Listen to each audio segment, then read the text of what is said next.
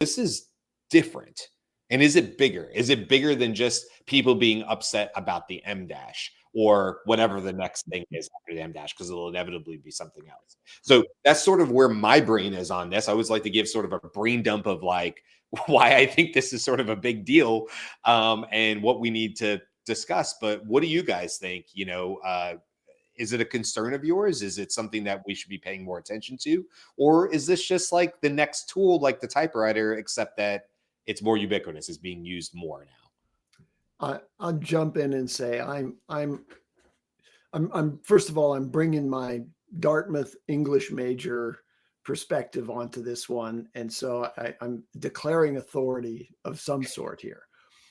And one of the major authorities on style of writing that if among us English majors, it's a very familiar tome.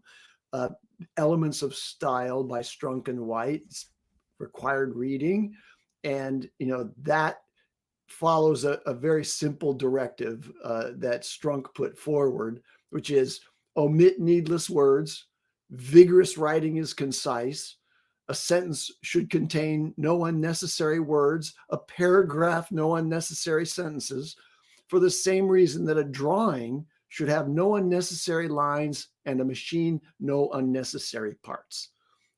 End quote.